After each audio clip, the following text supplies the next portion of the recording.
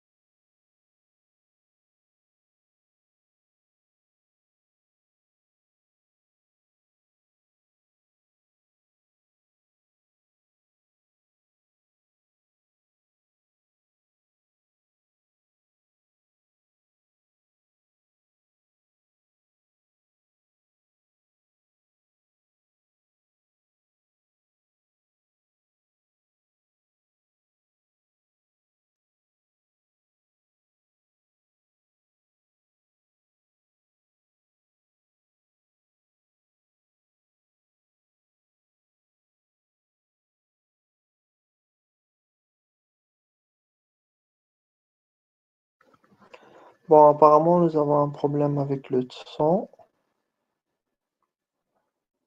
Nous allons essayer de le régler dans quelques minutes.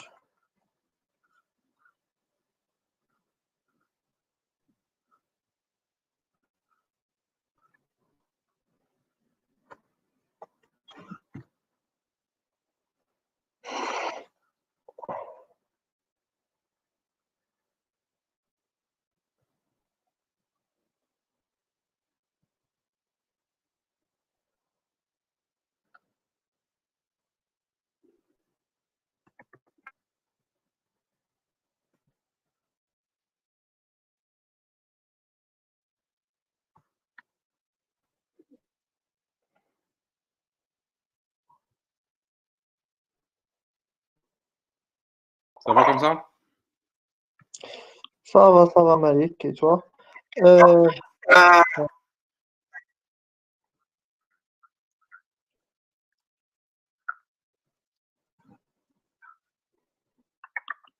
Oui, euh, entre- ça se coupe. écoute, c'est bon, normalement, tu peux reprendre et ils sont en train de t'entendre maintenant. Ça va comme ça? Ok. Ça va, Malik, et toi? Euh,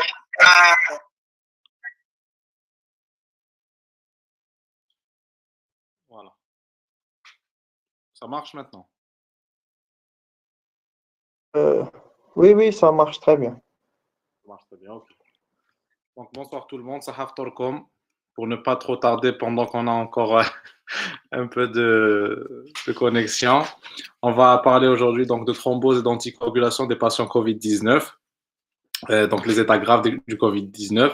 Comme on l'a dit la dernière fois, il n'y a pas beaucoup de preuves, comme c'est une nouvelle maladie, les preuves sont faibles. Il y a surtout des avis d'experts, des opinions et des cas cliniques qui sont, donc des séries de cas qui sont rapportés. Il n'y a pas d'études randomisées, il n'y a pas beaucoup de méta-analyses ou autres études qui peuvent nous apporter des niveaux de preuve plus élevés. Ce qu'il faut savoir, c'est que beaucoup aussi de publications se font euh, en preprint, donc sans qu'ils soient reviewés. Donc, ne sont pas encore, l'information n'est pas aussi pertinente, ils ne sont pas vérifiés. Donc, ça diminue encore le niveau de preuve, mais vu l'urgence de la situation, nous devons utiliser l'expérience de toutes les équipes présentes. Ils nous fournissent les données pour pouvoir avancer et optimiser le traitement de nos patients. D'ailleurs, l'anticoagulation et la thrombose est une des informations qui a été donc rapportée depuis le mois de février, déjà par les Chinois, et étayé de plus en plus, renforcé par les nouvelles études italiennes, françaises, espagnoles, américaines, etc. Et c'est pour ça que ça a changé un peu la ligne de conduite de la prise en charge, qui se focalise de plus en plus sur ce volet de la coagulation. Et c'est pour ça que nous allons aborder ça aujourd'hui. Donc, on va aborder ça sur 5 points. Le premier point, ça va être la pathologie, l'anatomie-pathologie de ces lésions. Puis, nous parlerons un peu de physiopathologie des troubles de la coagulation liés au Covid-19. Le diagnostic, comment pouvons-nous évoquer ou diagnostiquer les patients avec atteinte de la coagulation chez nos patients, le suivi de ces patients-là et enfin le traitement. Donc, pour ce qui est de l'ANAPAT, c'est l'étude que nous avons vue la dernière fois. Sur une autopsie de 4 cadavres décédés de Covid-19 sévère, étiquetés comme SDRA, comme nous l'avons dit la dernière fois, cliniquement, qui a été donc aussi confirmé par l'ANAPAT. Sur le plan macroscopique, comme on le voit dans la planche A, il y a donc des poumons qui sont œdémaciés, avec des plages d'hémorragie, donc des poumons lourds, remplis d'œdème. Et aussi, nous voyons que ces poumons-là sont aussi le siège de thrombie qui se trouve donc là où il y a des flèches blanches, ici, là, des thrombis qui concernent des vaisseaux plutôt un peu distaux, lobaires, segmentaires, sous-segmentaires. Donc, c'est des thrombis des artères de moyen calibre, de petit calibre, et donc qui peuvent avoir une double origine. Donc, en fait, c'est ça un des défis, c'est donc de voir est-ce que c'est une origine locale, est-ce que c'est des microthrombis qui se sont formés liés à l'activation de la coagulation in situ dans le poumon des patients, ou alors ce sont des emboles qui proviennent de la circulation veineuse, donc dans la maladie thromboembolique veineuse. En fin de compte, au final, il a été démontré que les deux situations sont présentes chez nos patients, c'est-à-dire qu'il y a un plus haut risque de maladie thromboembolique veineuse, donc de thrombose veineuse avec embolie pulmonaire, et aussi une coagulation dans le poumon malade. Et les deux situations donc sont concomitantes et probablement donc devraient être traitées de la même manière. Donc une anticoagulation serait, on verra en fin de présentation, serait adéquate chez nos patients. Donc dans la planche B, nous voyons aussi que le ventricule droit est dilaté et ça réconforte l'augmentation donc de la post-charge du VD et donc l'hypothèse d'une maladie, d'une atteinte vasculaire thrombotique. Sur cette planche-là, ce que nous avons vu la dernière fois aussi, nous voyons donc les lésions microscopiques avec les lésions typiques du SDRA, le damage alvéolaire diffus, avec la présence de membranes myalines, qui sont donc des dépôts de protéines issus de destruction de cellules épithéliales, endothéliales, des cellules immunitaires, mais aussi donc des protéines plasmatiques. Nous voyons aussi, donc dans la planche C ici, qu'il y a de larges plages bleues, donc colorées par le trichrome de Masson, qui sont en fait le dépôt de fibrine. Et donc, c'est des dépôts de fibrine en périvasculaire, en intravasculaire. Donc, c'est de la fibrine qui est déposée un peu partout sur le tissu pulmonaire. Et ça évoquerait bien sûr, et ça réconforte, la théorie d'une activation de la coagulation dans le poumon inflammé, dans le poumon atteint de COVID-19. Il y a aussi, bien sûr, l'autre élément qui est important, c'est la présence de mégacaryocytes, de nombreux mégacaryocytes qui ont été donc détectés chez ces poumons, dans ces poumons-là, chez les patients, avec donc la présence de cellules marquées par le CD61 et par le facteur de Van Willebrand. Ces mégacaryocytes sont activés in situ dans le poumon et synthétisent une grande part des plaquettes au niveau du poumon qui vont augmenter la thrombogénicité pulmonaire et serait à l'origine donc de la formation de thrombis plus important au niveau du poumon qu'en périphérie.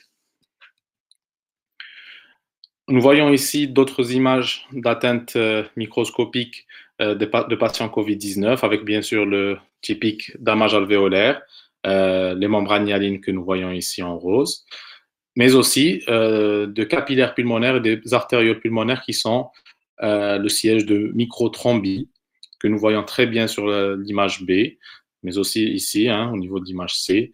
Ces microthrombie donc sont bien sûr d'origine soit probablement donc initialement ou dans la plupart des cas c'est lié à la formation de thrombus dans les vaisseaux intrapulmonaires et c'est pour ça qu'ils sont donc détectés que dans les artérioles et qui sont difficiles à détecter à l'imagerie. Alors d'autres études ou d'autres articles sont publiés, tels que celui-là, qui concerne un certain nombre de patients atteints de COVID-19, aussi avec études autopsiques, histologiques, donc publié par l'équipe de Lille récemment, avec le premier patient donc dans la planche A qui est donc décédé rapidement après l'apparition des symptômes. Donc, c'est une forme hyperaiguë. Comme nous l'avons dit la dernière fois, il existe actuellement 3 formes d'évolution, la forme hyperaiguë, la forme indolente et la forme biphasique. Donc, cette forme hyperaiguë où le SDRA n'est pas franchement présent, ce n'est pas un SDRA typique, on va dire, avec donc nous retrouvons un infiltrat lymphocytaire et un œdème, avec donc un début d'œdème alvéolaire. Cet infiltrat donc n'est pas, enfin cette atteinte n'est pas ou elle n'est pas typique d'un SDRA, enfin n'est pas caractéristique d'un SDRA typique. Nous voyons aussi donc cette étude a rapporté qu'il y avait donc une atteinte bronchiolaire aussi, avec l'épaississement de la paroi bronchiolaire, l'atteinte du tissu conjonctif bronchiolaire, faisant donc une bronchiolite, une bronchiolite oblitérante, et donc la présence de dépôts de fibrine avec une vacuolisation des cellules des pneumocytes 2 qui sont donc en fait la cible principale du virus et ça serait la caractéristique de l'atteinte virale. Alors, ce que nous retrouvons aussi, c'est qu'il y a une atteinte des cellules endothéliales avec une vacuolisation des cellules endothéliales. Nous voyons ici un thrombus avec une vacuolisation des cellules endothéliales qui sont donc endommagées. Donc, il y a un damage endothélial, une endotéliopathie qui expliquerait donc une partie de l'activation de la coagulation. Donc, cette endotéliopathie est une microangiopathie. Donc, c'est en fait, on peut résumer l'atteinte pulmonaire comme étant une pneumonie avec une microangiopathie pulmonaire. Donc, en fait, il y a une partie dans la pneumonie, il y a une partie inflammatoire et une partie thrombotique.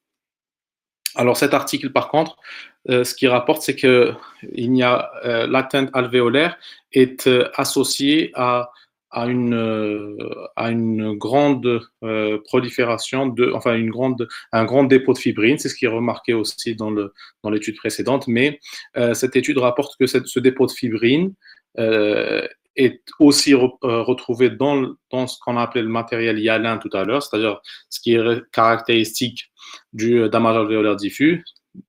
Dans cette étude, ils disent que ce dépôt de membrane hyaline est constitué essentiellement d'une protéine qui est la fibrine. Donc, ce n'est pas de la membrane hyaline typique, ce n'est pas, des membranes hyalines dues à la destruction de cellules seulement, mais c'est plutôt des membranes hyalines dues à la présence de fibrine et donc d'une plus grande participation de la fibrine dans ces protéines-là.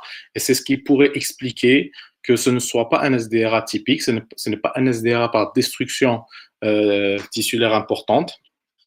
Et ils ont résumé ça sous le terme de lésion aiguë fibrineuse avec une pneumonie organisée, donc acute fibrinosus and organizing pneumonia. Donc, c'est la lésion élémentaire du SDRA du Covid-19 qui n'est pas le SDRA classique. Et ça évoquerait donc ce dépôt de fibrine ou cet exsudat de fibrine au niveau bronchiolaire et au niveau alvéolaire qui détermine cette lésion qu'ils ont appelée donc AFOP, qui a déjà été décrite dans le SARS-CoV-1, serait donc à l'origine d'un SDRA qui serait atypique, comme nous l'avons vu la dernière fois. Et il faut savoir que cette AFOP est généralement, enfin, il y a une part de corticosensibilité de l'AFOP, et donc ça pourrait être un élément en plus en faveur donc, de l'utilisation d'anti-inflammatoires, de corticoïdes ou autres traitements ciblés dans cette pathologie. Pour en rediscuter tout à l'heure si vous voulez. Alors, sur le plan physiopathologique, cette coagulation est activée, comme nous l'avons dit, essentiellement par des phénomènes inflammatoires. Donc, on a une coagulation qui est in situ, associée à l'inflammation tissulaire. Donc, tous les microbes en général activent le complément. Et donc, ce complément, par sa partie C5, va activer le facteur tissulaire. Il va inhiber aussi la plasmine. Donc, le facteur tissulaire est un puissant activateur de la coagulation. Associé à la libération de DAMPs qui vont induire la libération de cytokines pro-inflammatoires tels que l'IL6, TNF-alpha. Ces cytokines sont aussi procoagulantes. Ils vont augmenter l'expression du facteur tissulaire par les cellules inflammatoires essentiellement, donc par les monocytes, par les macrophages, les polynucléaires, etc. Donc, tout cela va augmenter donc, l'activation de la cascade de la coagulation. Mais nous savons aussi que l'inflammation active les plaquettes par le PAF. Donc, il y a une augmentation de l'activation plaquettaire. Les plaquettes sont, comme comme nous le savons, sont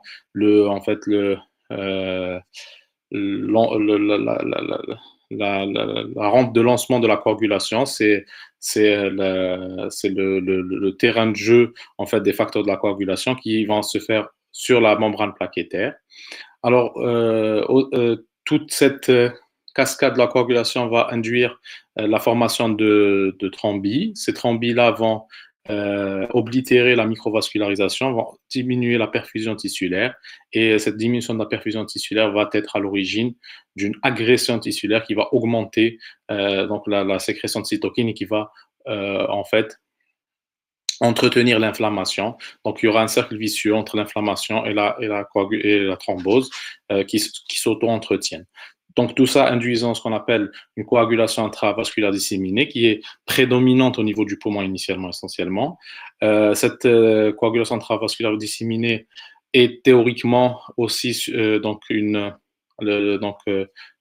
pourrait favoriser théoriquement l'hémorragie, mais nous n'avons observé que très peu de risques hémorragiques chez nos patients. Et ça, c'est aussi rapporté par plusieurs équipes et par notre expérience. Donc, probablement, donc, cette coagulation intravasculaire disséminée, donc c'est le volet prothrombotique ou thrombogène qui est favorisé. D'ailleurs, nous voyons un peu de thrombopénie et surtout peu de thrombopénie marquée, peu de consommation de facteurs de la coagulation, donc peu d'allongement en fait des facteurs, des éléments de la coagulation, donc plutôt une hypercoagulabilité. Et donc, ça pourrait être expliqué par une augmentation du fibrinogène induit par l'inflammation importante, donc une synthèse accrue du fibrinogène. C'est ce qui expliquerait que probablement que cette coagulation intravasculaire disséminée serait plutôt sur son versant procoagulant que sur son versant hémorragique. Donc, pour ce qui est du diagnostic de la coagulopathie liée au Covid-19, beaucoup d'études déjà très tôt, donc déjà au mois de février, mois de mars, ont été donc rapportées par la littérature. Nous voyons ici une des études donc publiées par une équipe chinoise qui révèle que donc le taux de dédimère serait un élément prédicteur de la mortalité intra-hospitalière. Donc, l'élévation du dédimère, je vous rappelle que les dédimères, ce sont donc un des éléments un des produits de dégradation de la fibrine, hein, comme nous le voyons ici. Le fibrinogène, donc la molécule de fibrinogène est constituée de 2 domaines D et un domaine E. Ce fibrinogène, sous l'action de la thrombine, il va y avoir donc de la formation de ponts entre les domaines E et les domaines D. Ça va donner une fibrine plutôt soluble, hein, une fibrine lâche. Cette fibrine va être stabilisée ou va être renforcée par le facteur 13 activé, par la formation de ponts entre les domaines D. Donc, il y aura des ponts entre les domaines D qui sont donc des ponts peptidiques plus puissants que les ponts entre les domaines D et les domaines E. Donc, tout ça va donner ce qu'on appelle donc un polymère de fibrine stabilisée ou de la fibrine insoluble. Cette fibrine insoluble est donc l'action de la thrombine et du facteur 13 activé. Le facteur 13 activé, je vous rappelle, qui est lui-même activé par la thrombine. Donc, quand on a la formation de beaucoup de thrombines, beaucoup de polymères stabilisés de fibrine, c'est là où, quand l'action de la plasmine va agir, on aura la libération d'édimères, c'est-à-dire de produits de dégradation avec la présence de 2 domaines D associés. Ces dédimères donc, sont le produit de dégradation d'une fibrine stabilisée, donc ce sont le reflet d'une activation accrue de la coagulation, d'une activation du facteur 13 et de la thrombine, c'est-à-dire qu'il y a beaucoup de facteurs 13 et beaucoup de thrombines qui ont agi, et donc c'est le reflet d'une thrombose ou d'une réaction de la coagulation qui est puissante. Donc les dédimères ont été retrouvés comme étant très élevés chez les patients Covid-19 sévères, comme nous le voyons ici. Donc, les non-survivants, les patients décédés, avaient des taux de dédimère beaucoup plus élevés que les patients survivants, et ce, à n'importe quel moment donc, de la pathologie ou de l'évolution de la maladie, avec un cut-off aux alentours de 1 microgramme par millilitre. Ça dépend en fait des études. Certaines retrouvent 1, d'autres 1,5 ou 2 microgrammes par millilitre, mais ça reste aux alentours donc de 1 à 2 microgrammes par millilitre comme étant un facteur de gravité et de surmortalité qu'il faudra prendre en compte déjà à l'admission. Donc ça peut faire avec la lymphopénie et peut-être avec le scanner, donc ça peut être un élément péjoratif sur l'évolution de la maladie. Donc, pour diagnostiquer Donc la coagulopathie associée au Covid. Certains auteurs donc préconisent l'utilisation du score de CIVD comme étant donc un élément prédicteur de mortalité, tout comme donc le SOFA. Ce score reprend le taux de plaquettes, l'augmentation ou les facteurs donc de dégradation de la fibrine, essentiellement donc le dédimère, le TP et le taux de fibrinogène. Alors, quand ce score est supérieur à 4 ou à 5, pardon, le diagnostic de CIVD est probable. Alors, il faut savoir que ce qui est rapporté dans les coagulopathies associées au Covid, c'est essentiellement bien sûr l'augmentation des dédimères qui est très très élevée et qui est, comme nous l'avons dit, un facteur de surmortalité. Il y a aussi souvent un allongement, parfois souvent modéré, mais un allongement du TQ et du TCK, donc un abaissement du TP et un allongement du TCK, généralement de quelques secondes de plus que la norme. Une élévation très importante du fibrinogène, mais qui, elle, n'est pas associée dans toutes les études à une surmortalité. Peut-être donc, que le fibrinogène est augmenté pour différentes raisons, mais c'est l'inflammation essentiellement, et c'est pour ça que ce n'est pas lié directement à la coagulopathie. Et nous avons aussi donc la thrombopénie.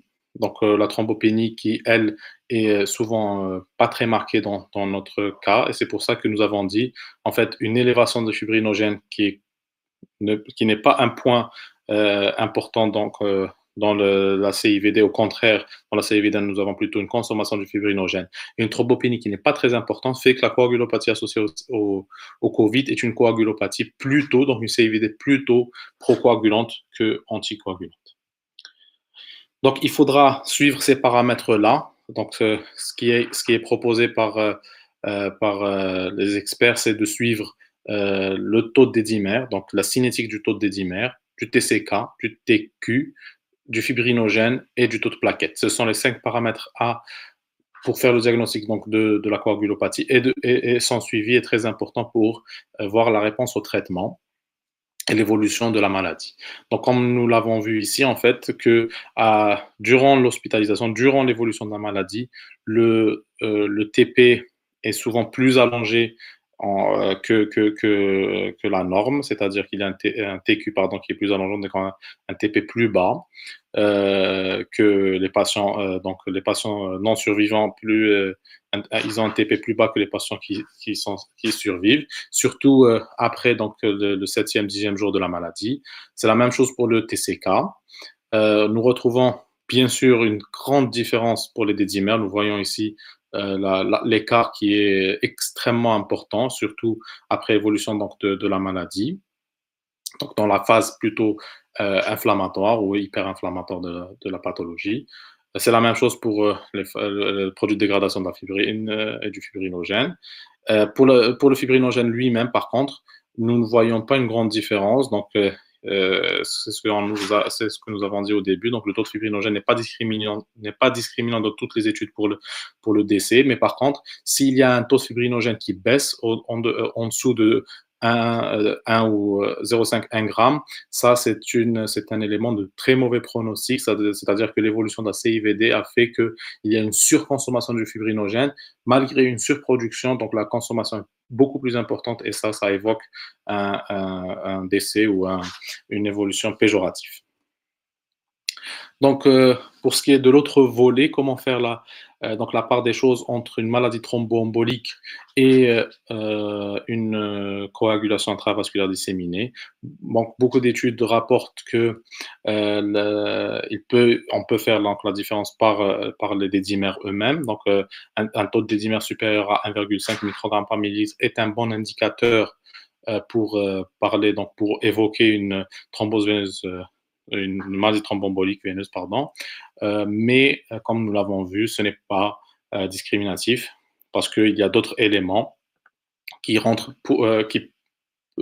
qui sont donc retrouvés dans la CIVD, mais qui ne sont pas retrouvés donc dans la maladie thromboembolique veineuse, pardon. Mais donc ça nous évoquerait ou ça appelle à faire des examens complémentaires devant donc un taux de dédimère élevé, tel que un screening par rapide par un Doppler veineux des membres inférieurs pour retrouver donc une thrombose veineuse profonde. Aussi, donc beaucoup enfin des experts recommandent chez ces patients-là donc de faire un angioscan au lieu de. Ça s'est coupé.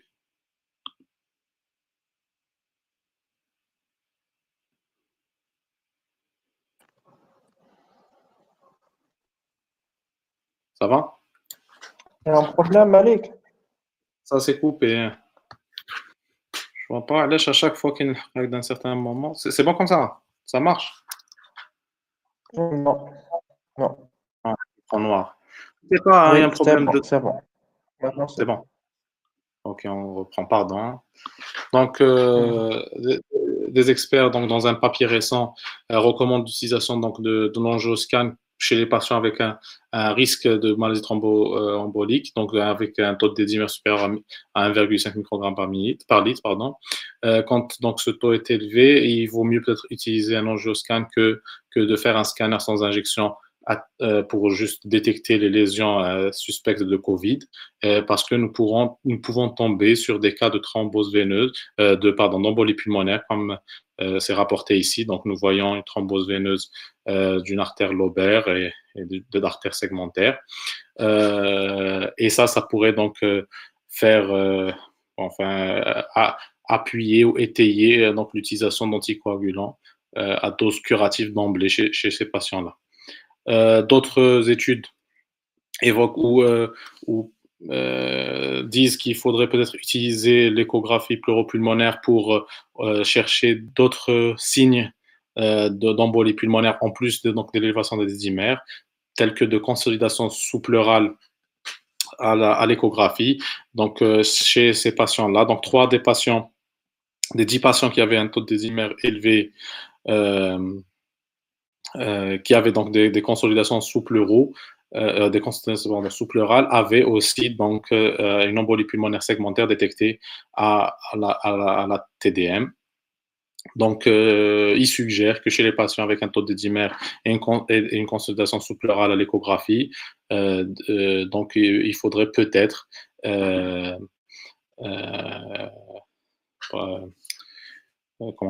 faire d'autres diagnostics, donc pousser le diagnostic un peu plus loin en faisant donc des angioscans.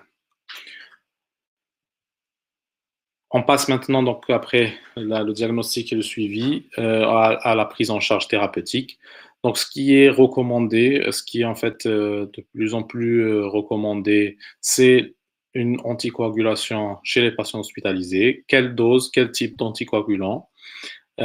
Probablement, donc les HPPM sont les anticoagulants à privilégier. Pourquoi? Parce que ils sont plus faciles à utiliser, mais surtout parce qu'ils ont une action anti-inflammatoire, ce qui est prouvé. Donc cette action anti-inflammatoire avec leur action anticoagulante pourrait être un élément important donc, dans la prise en charge de la coagulopathie liée au Covid, puisque c'est une coagulopathie qui est activée ou qui est d'origine inflammatoire. Alors, à quelle dose? Donc, pour les patients non sévères avec sans facteur de risque, probablement ça sera une enoxaparine, donc du Lovenox à 0,4 une fois par jour. Chez les patients, donc, par contre, qui ont des facteurs de risque ou un IMC supérieur à 30 ou alors qui ont un syndrome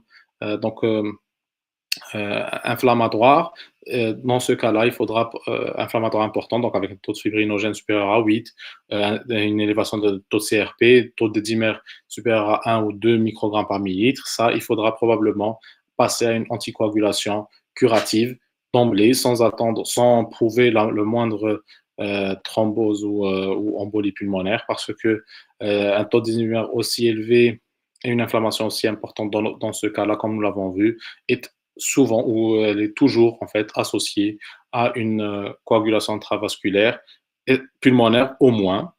Donc, s'il n'y a pas de facteur, s'il n'y a pas de contre-indication à une anticoagulation curative, il faudra l'utiliser. Par contre, on peut élargir l'utilisation d'une anticoagulation dite intermédiaire, c'est-à-dire à type de 0,4, Lovenox 0,4 2 fois par jour pour les patients avec IMC supérieur à 30, ou même pour les patients avec IMC inférieur à 36 sont dans une forme sévère. C'est ce que nous voyons ici dans le tableau du GIHP que nous avons dit, que nous voulons en fait élargir cette case-là à tous les patients graves, donc 0,4 deux fois, et les patients graves avec des signes inflammatoires ou des facteurs de risque de maladie thromboembolique, passer à une HBPM curative. D'autres propositions, donc une approche basée sur le taux de dédimère initialement. Si le taux de dédimère est supérieur à 1 ou 2 microgrammes par millilitre, et qu'il n'y a pas de contre-indication à l'anticoagulation. Il faut voir le taux de fibrinogène. Si le taux de fibrinogène est élevé ou il y a un état hypercoagulant, c'est-à-dire que ce soit taux de fibrinogène ou une atteinte, enfin une présence de beaucoup d'inflammation, donc un syndrome inflammatoire important, passer d'emblée à une anticoagulation curative. Si par contre il n'y a pas s'il y a des formes donc hypocoagulantes qui sont rares dans notre cas et que nous avons vu, c'est surtout les formes très tardives, c'est là où il faudra arrêter l'anticoagulation. Donc aussi beaucoup d'études, enfin des études qui sont de plus en plus, qui viennent étayer en fait cet état hyperinflammatoire, c'est l'utilisation du thromboélastographe, donc du TEG ou du ROTEM, qui ont retrouvé des caillots, donc ou un sang qui est beaucoup plus visqueux, un caillot qui est beaucoup plus adhérent que la normale, et ça viendrait conforter l'atteinte, enfin la coagulopathie prothrombogène. Enfin, nous terminerons donc par d'autres voies thérapeutiques, donc la thrombolyse ou la fibrinolyse qui est actuellement étudiée aux États-Unis pour les formes sévères, critiques, donc avec SDR réfractaire.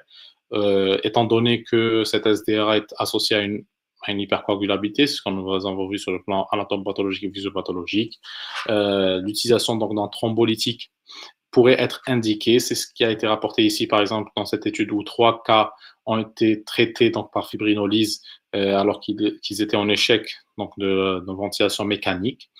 Ces 3 cas ont eu une bonne évolution initiale pour les 3, allant de 38 à 100%, mais une aggravation secondaire, peut-être parce que le traitement a été institué trop tard, peut-être parce que le traitement était insuffisant, hein, parce qu'ils n'ont pas maintenu une fibrinolyse importante pendant plusieurs heures.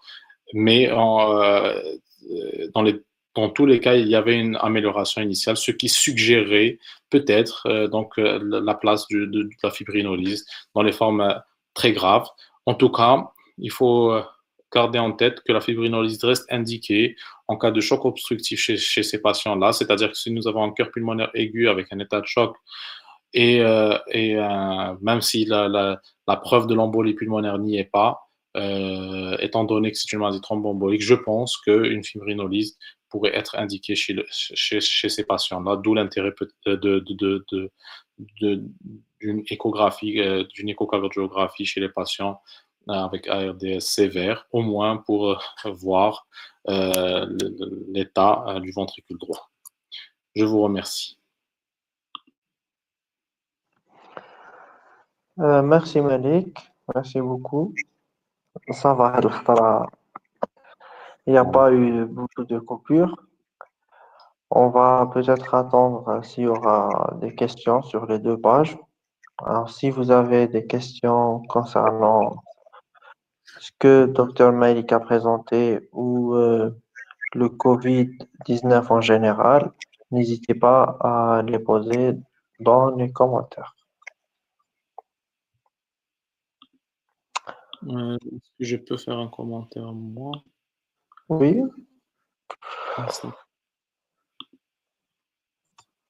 Donc, en fait, j'ai oublié de mentionner la référence de la première étude. Je la mets en lien, si tu peux la mettre là.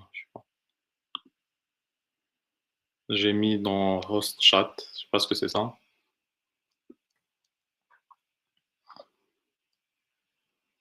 Je sais qu'il est minuit, hein, qu'après un jeûne de 17 heures ou 16 heures, c'est pas facile. Ok. Allez, je suis en train de récupérer le lien.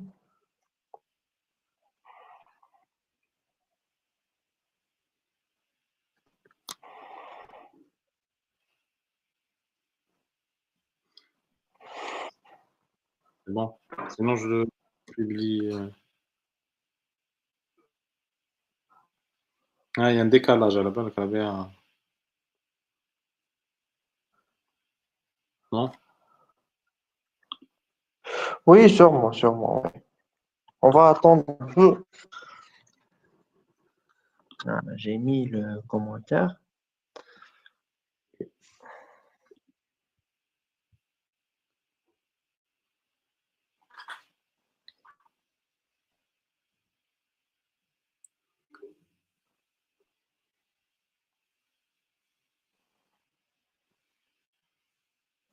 Donc, bon, euh,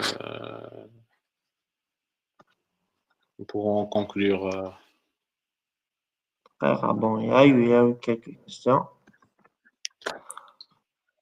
Plutôt des questions qui sont en rapport avec le thème, hein, parce que Bon. Alors, les problèmes thromboemboliques apparaissent à partir de quel jour? en fait, généralement, ce qui est rapporté, c'est que ils peuvent apparaître à l'admission, hein, donc du patient, mais généralement, donc l'état inflammatoire est donc est corrélé à la maladie thromboembolique ou à l'état hypercoagulant. Donc c'est au bout du 5e, 7e jour d'évolution. Donc en fait, c'est généralement après, dans la première semaine après donc l'apparition des premiers symptômes que l'état inflammatoire, enfin que l'inflammation commence à prendre le pas sur l'atteinte virale elle-même. Et c'est à ce moment-là aussi que les problèmes, comme tu dis, thromboemboliques apparaissent. Je pense que à l'admission, il faut faire la part des choses entre les patients qui sont hyper inflammatoires et ceux qui ne le sont pas. Et donc, commencer à faire la différence entre les deux et séparer ces deux types d'évolution ou ces deux phases d'évolution de la maladie pour pouvoir donner un traitement adéquat. Pour la première phase, c'est plus les antiviraux, hein, qui peuvent être intéressants, alors que dans la deuxième phase, ça serait les anticoagulants et peut-être les anti-inflammatoires. Ok. Bon, il y a une question pendant combien de temps les malades restent contagieux? Ça, on en a déjà parlé. Hmm. Doit-on arrêter le traitement immunomodulateur en cas de COVID-19 positif? Ils parlent, enfin, qu'est-ce qu'ils appellent le traitement immunomodulateur, je ne sais pas, mais ce qui est recommandé, je pense, hein, je reste prudent parce que c'est vraiment pas mon domaine, mais je pense qu'il n'y a pas eu de recommandation sur l'arrêt de traitement immunomodulateur ou immunosuppressif chronique, des patients chroniques, chez les patients avec atteinte de COVID-19. Ça, je parle de COVID-19 en général, mais il faudra évaluer au cas par cas les patients avec COVID-19 plus sévères, plus graves, entre le bénéfice donc, de l'arrêt c'est-à-dire, le déséquilibre de la pathologie et la gravité de la maladie. L'ovenoxadose curatif, ce qu'on a dit oui pour les patients graves avec état inflammatoire important, avec un taux de fibrinogène élevé, taux d'inhibiteurs élevé. Je pense que l'ovenoxadose curatif serait d'emblée sans qu'on prouve l'existence ou pas d'un état d'une maladie thromboembolique. Euh, il faut la rechercher, mais il faudra traiter tout en continuant à screener le taux de dimères au moins et les autres paramètres pour éventuellement réadapter les doses. C'est-à-dire s'il y a une baisse du taux de dimères, il faudra repasser à la case d'en bas, dose intermédiaire, voire dose prophylactique, si l'évolution est favorable. Est-ce qu'il est constant chez tous les patients? Il est très élevé. Alors, la maladie thromboembolique a été rapportée aux alentours de 25%, ce qui est énorme, 23-25% dans les dernières études. C'est énorme, hein, pour une une pathologie infectieuse. La microcirculation pulmonaire dans les formes graves est toujours atteinte. Donc, dans tous les cas rapportés actuellement, il n'y en a pas des masses, comme nous avons dit, il n'y a pas des tonnes. Les publications se font au fur et à mesure. Et c'est une pathologie que nous sommes en train de découvrir. Mais toutes les formes graves étaient associées au moins à la présence de microthrombie et à une CIVD, donc sur le plan biologique.